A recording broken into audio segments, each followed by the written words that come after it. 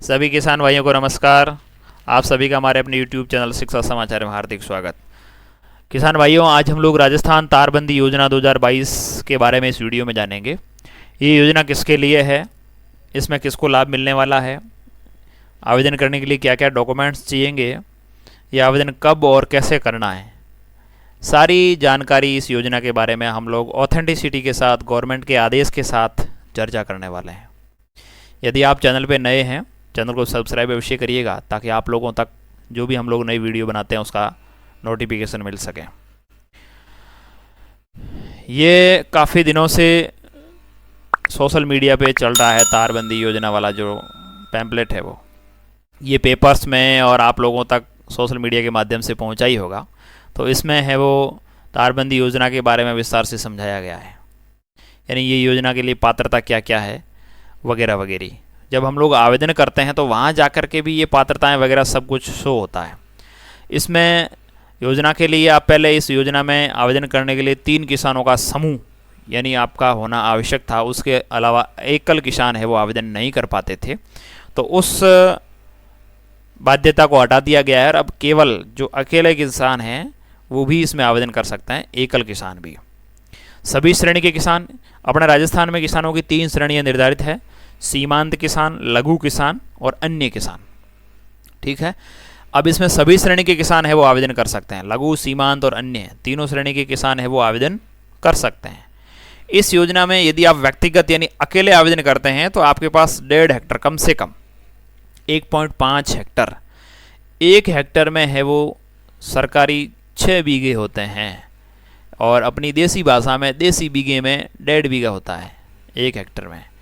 यानी 1.5 हेक्टर का मतलब हो गया लगभग सरकारी 10 बीघे के आसपास, 9, 9.5 और 10, 9 से 10 के बीच में। यानी देसी 2.5 बीघे ज़मीन यदि आपके पास हैं कम से कम, तो आप इसमें आवेदन कर सकते हैं। अब प्रति कृषक है वो इसमें 400 वर्ग मीटर। अब आगे और अपन चर्चा करेंगे, उसमें लघु और सीमांत वाला अपन जान लेते हैं। जो लघु और सीमांत श्रेणी के किसान हैं उनको 48,000 रुपये तक की सब्सिडी मिलने वाली है और जो अन्य किसान उनको 40,000 रुपये तक की सब्सिडी मिलने वाली है। इस सभी श्रेणी के किसान है वो तारबंदी योजना से लाभान्वित हो सकते हैं। आवेदन कर सकते हैं तारबंदी योजना से पूर्व में कोई अनुदान प्राप्त नहीं किया हो। व्यक्तिगत आवेदन में न्यूनतम 1.5 हेक्टर भूमि होना आवश्यक है। समूह में तारबंदी करवाने वाले कृषक समूह, यदि कई किसान ऐसे हैं जिनके पास 1.5 हेक्टर नहीं है तो वो समूह में भी आवेदन कर सकते हैं। यानी एक से ज़्यादा किसान मिलकर के, समूह का मतलब हो गया कम से कम 2 किसान हो और अधिकतम कोई लिमिट नहीं है, 5-7 किसान भी एक साथ मिलकर के करवा सकते हैं इसमें। ठीक है साथियों, उनके लिए भी क्राइटेरिया है कि उन 2-3 किसान जो मिलके करवाएंगे, जो समूह में काम करवाएंगे, उनके पास भी तीनों की ज़मीन है वो मिलकर 1.5 हेक्टर हो जानी चाहिए। यदि 1.5 हेक्टर से ज़्यादा है, अब आगे आ रहा है, कृषक के स्वयं के नाम से भू स्वामित्व नहीं होने की स्थिति में आवेदक कृषक द्वारा नोशनल शेयर के आधार पर, यहाँ नोशनल शेयर के बारे में हम लोग चर्चा कर लेते हैं। नोशनल शेयर होता क्या है? नोशनल शेयर का मतलब आप सिंपल भाषा में समझें, आप किसान हैं और आपके नाम से ज़मीन नहीं है, आपके परिवार किसी अन्य सदस्य यानी आपके दादा के नाम से या आपके पिता के नाम से ज़मीन है, लेकिन आप आवेदन है वो खुद के नाम से करना चाह रहे हैं।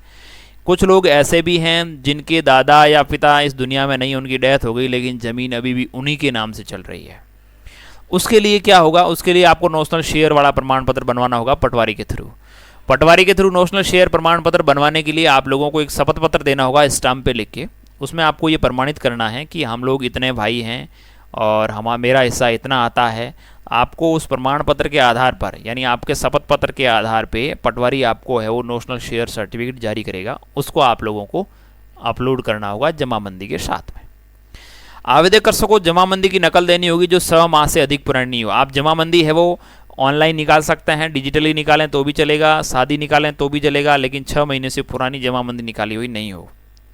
अनुदान हेतु जन आधार व बैंक खाता चालू हालात में होना चाहिए। अब जन आधार की बात आई है तो मैं लोग आपको ये जो 3 एडिशनल्स मैंने यहाँ पॉइंट बना रखे हैं इनके बारे में बता दूँ। आवेदन करने के लिए जब भी आप आवेदन अप्लाई करते हैं, जन आधार नंबर होना अति आवश्यक है। जन आधार पर्ची नंबर से नहीं हो पा रहा है, जन आधार नंबर डालने पड़ते हैं। जब आप जन आधार नंबर डालते हैं तो वहाँ आपका मेंबर्स की डिटेल आएगी, उसमें जिस भी मेंबर को आप सेलेक्ट करेंगे उसके आधार नंबर जन आधार में जुड़े हुए होने आवश्यक है और आधार कार्ड में मोबाइल नंबर का जुड़ा हुआ होना आवश्यक है। यानी उस आधार से जो भी मोबाइल नंबर जुड़े हैं उस पे OTP जाएगा, उसके बाद ही आप आगे बढ़ पाएंगे।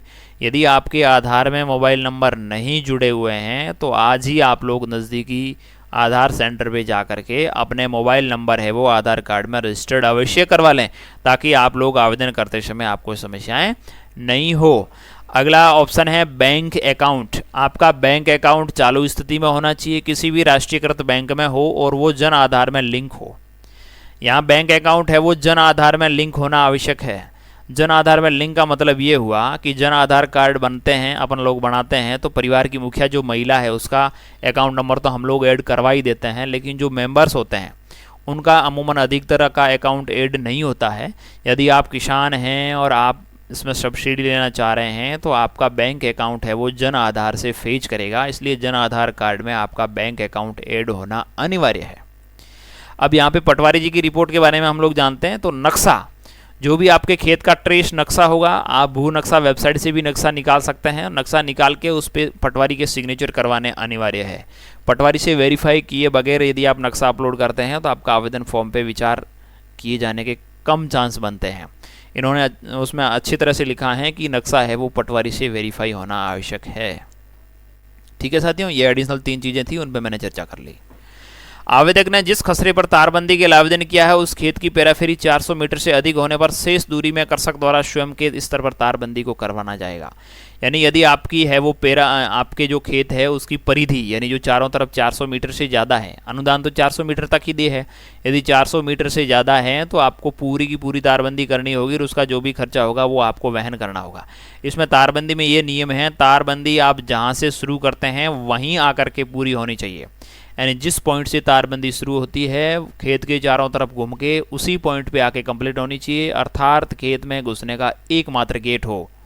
यानी तारबंदी चारों तरफ से बंद हो और एकमात्र गेट से आप अंदर घुस सकें। इस तरह से आप लोगों को उसके चारों तरफ है वो तारबंदी को करना होगा। और तारबंदी भी विभागीय नियमानुसार कितने फिट 2 पोल के बीच में दूरी हो, कितने वायर हो, जाली हो, क्या हो, वो सारी चीज़ें इसमें नियम दिए हुए हैं। वो आपको जब भी आवेदन फॉर्म स्वीकार्य हो जाएगा आप कृषि पर्यवेक्षक से संपर्क में रहें। प्रत्येक ग्राम पंचायत स्तर पर एक कृषि पर्यवेक्षक नियुक्त किए हुए हैं। यदि आप लोगों को कृषि पर्यवेक्षक के बारे में जानकारी नहीं है तो आप स्थानीय जनप्रतिनिधि, सरपंच या ग्राम सेवक या पटवारी, इन 2-3 लोगों के संपर्क में रहते हैं कृषि पर्यवेक्षक। आप उनसे संपर्क करके उनके नंबर लें, उनसे अच्छी तरह से बात कर लें। ठीक है साथियों, तारबंदी में किसी प्रकार का विद्युत करंट प्रभावित नहीं किया जाएगा। अनुदान प्राप्त करने के उपरांत तारबंदी के रखरखाव और मरम्मत कार्य की समस्त जिम्मेदारी किसान की होगी। तो ये था इसके बारे में मोटा मोटी जानकारी। आप लोगों को है वो आवेदन करने के लिए केवल 2 मात्र चीज़ें ही अपलोड करनी होगी, जमाबंदी और नक्शा। जबकि बैंक डिटेल, आधार वगैरह सब कुछ है वो जन आधार कार्ड से फेच कर लिया जाएगा। आप लोगों को नक्शा है वो पटवारी से प्रमाणित करवा के रखना है और जमाबंदी है वो प्रमाणित करवाएं या नहीं करवाएं, जो आप ऑनलाइन निकालते हैं तो भी चलेगा। ठीक है साथियों, ये था इसके आवेदन के बारे में, क्या क्या योग्यताएं हैं, कौन कौन आवेदन कर सकता है। अब आवेदन हम लोगों को कब करना चाहिए, कब आवेदन, जितना आप जल्दी आवेदन करेंगे उतनी आपको प्रायोरिटी, यानी पहले आओ पहले पाओ के आधार पर इसमें आवेदन होता है।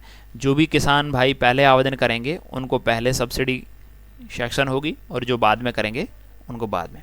इसमें आपको जियो टैगिंग के आधार पे कृषि पर्यवेक्षक के निर्देशन में काम करना होगा, उसके अनुसार ही आप लोगों को बाद में सब्सिडी दी होगी। आपका काम फिनिश होने के बाद, यानी जमा ये आपके जो तारबंदी का कार्य पूरा होगा उसके बाद ही आपके खाते में है वो सब्सिडी आएगी। एक बार आपको खुद के स्वयं के पैसे से है वो तारबंदी करनी होगी, उसके बाद ही आप लोगों को है वो सब्सिडी दे होगी। इसलिए आप लोग ये नहीं सोचें कि हम लोग पहले मिल जाएगी सब्सिडी और उसके बाद करेंगे, ऐसा नहीं होता है।